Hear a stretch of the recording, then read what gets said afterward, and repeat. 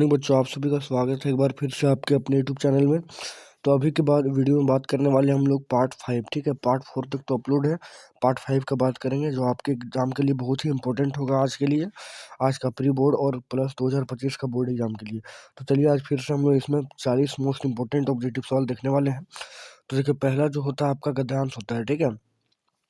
तो गद्यांश का हम लोग देख लेते हैं। गद्यांश का दिया कि हमारे जीवन में साहित्य का बहुत महत्व है।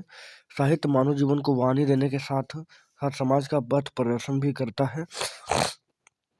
साहित्य मानव जीवन के अतीत का ज्ञान करता है, वर्तमान कराता है, वर्तमान का यथार्थ चित्रण करता है और भविष्य के निर्माण की प्रेरणा भी देता है। किसी समाज का साहित्य छीन होने लगे तो समाज भी रसातल में चला जाता है।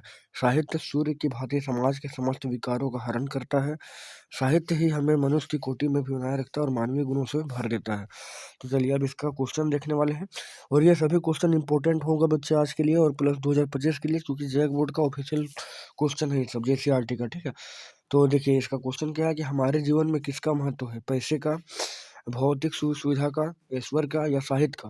तो हमारे जीवन में साहित्य का ज्यादा महत्व है, ठीक है। तो पहला का हो जाएगा डी। दूसरा क्वेश्चन हो गया साहित्य मानव जीवन का क्या है। तो साफ साफ लिखा हुआ था साहित्य मानव जीवन का पथ प्रदर्शक है। साहित्य जो है मानव जीवन का पथ प्रदर्शक है। अगला सवाल है कि समाज रसातल को कब चला जाता है। समाज रसातल कब चला जाता है, तो जब साहित्य का छीन होने लगे, ठीक है। जब साहित्य का छीन होने लगता है तब समाज जो है वो रसातल में चला जाता है। चौथा क्वेश्चन है समाज किसकी भांति समाज के समस्त किनारों का हनन करता है। हनन करता है तो सूर्य की भांति, सूर्य की भांति जो है समस्त विकार को हरण कर लेता है। अगला सवाल है अगला सवाल है पांचवा कि उपर्युक्त गद्यांश का उपर्युक्त शीर्षक दीजिए, ठीक है। उपर्युक्त गद्यांश का उचित शीर्षक दीजिए। देखिए साहित्य का ज़्यादा बात हुआ था वहाँ पे, इसलिए साहित्य का महत्व इसका बढ़िया सूटेबल जो आपका शीर्षक होगा वो होगा। अब आगे देखिए 6 से 10 तक हम लोग को दिया हुआ है पद्यांश, तो इसका आंसर पद्यांश को पढ़ के देना है। तो देखिए दिया हुआ है कि मत काटो तुम यह पेड़ है लज्जा वसन, इस माँ सुंदरा के ये इस माँ वसुंधरा के इस संसार के बाद अशोक की तरह सचमुच तुम बहुत पछताओगे। बोलो फिर किसकी गोद में शीत छिपाओगे, शीतल छाया फिर कहाँ से पाओगे, कहाँ से पाओगे फिर फल, कहाँ से मिलेगा शस्य श्यामला को सींचने वाला जल। रेगिस्तान में तब्दील हो जाएंगे खेत, बरसेंगे कहाँ से घुमड़ कर बादल, थके हुए मुसाफिर पाएंगे कहाँ से श्रमहारी छाया। चलिए तो अब देखने वाले हैं इसका क्वेश्चन की छठा क्वेश्चन कहा जा रहा है कि हमें क्या नहीं काटना चाहिए, तो पेड़ नहीं काटना चाहिए। अगला सवाल होगा संहार के बाद किसकी तरह पछताएंगे। संहार के बाद किसकी तरह पछताएंगे, तो अशोक की तरह संहार के बाद पछताएंगे। पेड़ हमें क्या देता है, शीतल छाया, गर्म हवा, रेगिस्तान या परिश्रम। तो पेड़ हमें देता है आपका शीतल छाया, पेड़ जो है शीतल छाया देता है। नौवां कि सस्य श्यामला किसे कहा गया है। सस्य श्यामला किसे कहा गया है, तो सस्य श्यामला कहा गया हरी भरी धरती को, हरी भरी धरती को सस्य श्यामला कहा गया है। नेक्स्ट क्वेश्चन है कि काव्यांश का एक उपयुक्त शीर्षक दीजिए। काव्यांश का उपयुक्त शीर्षक दीजिए, ठीक है। तो उसका उपयुक्त शीर्षक मेरे हिसाब से हो जाना चाहिए पेड़ पौधे का संहार, पेड़ पौधे का संहार। अब देखिए व्याकरण हम लोग खंड में आ गए, व्याकरण खंड में तो बोला कौन सा वाक्य सकर्मक क्रिया का उदाहरण है। सकर्मक क्रिया का, वह सोता है, बच्चा हंसता है, तोता उड़ता है, सब तीनों क्या है, आकर्मक क्रिया है। तो आपका हो जाएगा राम क्या चलाता है, तो राम कार चला रहा है, कार चलाता है। तो क्या आप क्या सवाल कीजिए और उसका उत्तर आ जाए तो उसको बोल सकते हैं सकर्मक क्रिया। फिर देखिए पूछा है कि कौन सा वाक्य अकर्मक क्रिया है, ठीक है। अकर्मक क्रिया का वाक्य कौन सा है, तो देखिए सीता पत्र लिखती है, क्या लिखती है, पत्र लिखती है। श्याम ने गाना गाया, क्या गाया, गाना। फिर रीमा सिनेमा देखती, क्या देखती है, सिनेमा। मयूर नाचता है, क्या नाचता है, तो कुछ पता ही नहीं चल पा रहा है, इसलिए यही क्या है, अकर्मक क्रिया का उदाहरण है। आगे 13वां नंबर पूछा गया कौन सा तारा का एक अर्थ है। तारा का अर्थ क्या है, एक नक्षत्र है, ठीक है। नक्षत्र भी कह सकते हैं तारा का अर्थ को। आगे है दो या दो से अधिक पदों के मेल को क्या कहते हैं। दो या दो से अधिक पदों के मेल को समास कहा जाता है, समास कहा जाता है। अगला है आजीवन कौन सा समास है, देखिए आ व्यक्ति वे लगा हुआ है आ वे लगा इसलिए क्या हो जाएगा, अव्ययी भाव समास हो जाएगा। अगला है नीला है जो कंठ किस समास का विग्रह है। नीला है जो कंठ किस समास का विग्रह है, तो वो हो जाएगा आपका कर्मधारय समास का। नेक्स्ट है राजकुमार, इस शब्द में कौन सा समास है, मतलब राजकुमार, राजा का कुमार, ठीक है। तो इसमें लगा है तत्पुरुष समास। अगला है जो जैसा करता है वैसा ही पाता है। जो जैसा करता है वैसा ही पाता है। इसके आधार पर देखिए जो हो गया जब हो गया तब हो गया, ये सब वाक्य लगा रहे तो मिश्र वाक्य हो जाएगा। वो 18 का हो गया सी। 19वां है कि मीरा के द्वारा पुस्तक पढ़ी गई। देखिए द्वारा लगा हुआ है इसलिए क्या हो जाएगा, यहाँ पे द्वारा लगा हुआ है तो कर्मवाच्य होगा। अगर बोलता मीरा ने पुस्तक पढ़ी तो कर्तृवाच्य होता वो।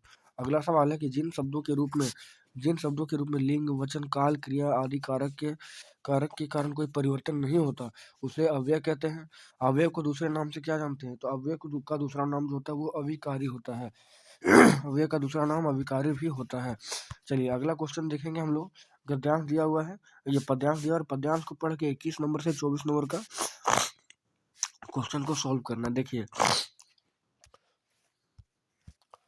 ध्यान सबका दिया हुआ है कि हमारे हरी हारिल की लकड़ी मन क्रम वचन नंदन उर यह दृढ़ करी पकड़ी जागत सोवत स्वप्न दिवस निशी कान्ह कान्ह जकरी सुनत जोग लागत जो ऐसे करऊ ककरी सुत तो व्याधि उनको लोआए देख सुनी न करी यह तो सुर तिन्ही ले सोपो जिनके मन चकरी। तो इसका हम लोग क्वेश्चन आंसर देखने वाले हैं। ठीक है, इसका हम लोग आंसर देखेंगे और इसका हम लोग 21 नंबर देखने वाले बच्चों।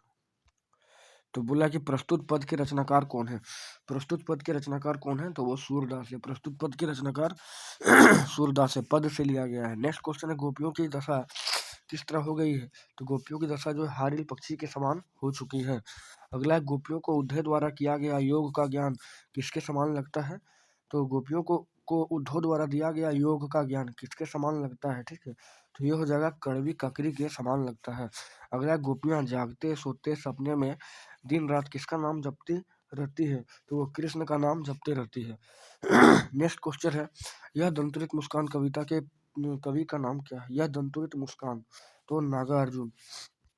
अगला है घेर घेर घेर धराधार ओ इह यह पंक्ति किस कविता से ली गई है, तो यह पंक्ति आपका फसल से लिया गया है ये पंक्ति। नेक्स्ट है अट नहीं रही कविता में किसकी आभा हट नहीं रही। अट नहीं रही कविता में किसकी आभा हट नहीं रही है, तो वह हो जाएगा बादलों की आभा जो है वो हट नहीं रही है। नेक्स्ट क्वेश्चन है यह दंतुरित मुस्कान में किसको एकटक कौन निहार रहा है, कवि किसको एकटक निखार रहा है। ठीक है, यह दंतुरित मुस्कान में तो कवि शिशु को ध्यान से देख रहा था। अब अगला है गद्यांश दिया, गद्यांश के आधार पर आपको जवाब देना है। बाल गोविंद भगत से लिया गया है, बाल गोविंद भगत और आपको कैप्टन वाला, ठीक है, पान वाला का जो है बढ़िया से आपको पढ़ लेना है क्योंकि यहाँ से सवाल वही बार बन रहा है।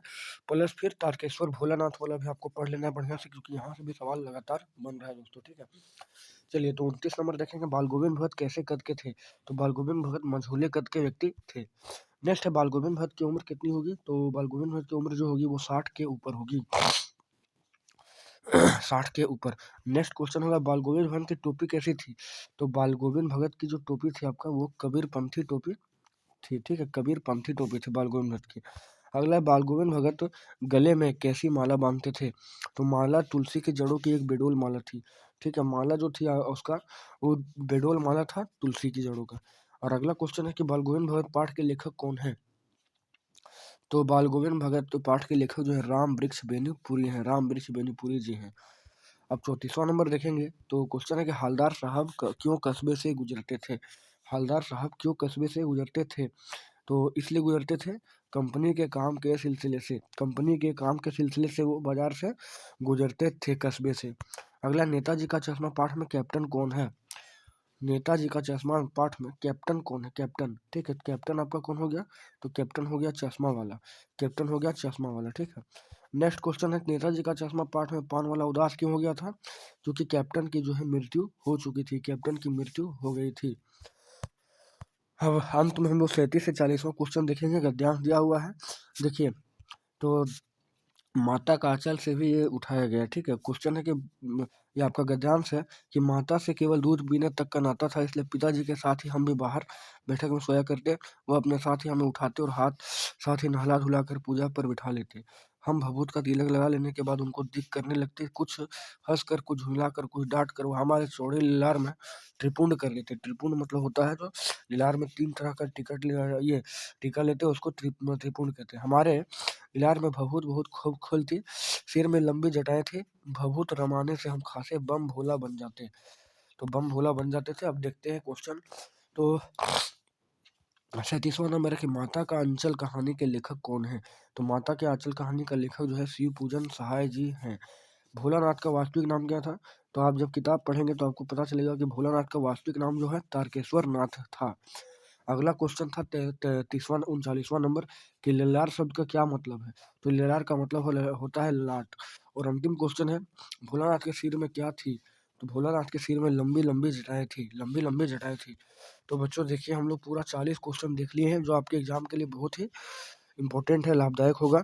तो वीडियो को शेयर कीजिए, चैनल को सब्सक्राइब करके बेल आइकन को प्रेस कीजिए, क्योंकि यहाँ आपको बहुत अच्छे अच्छे वीडियो आपको मिलने वाले हैं।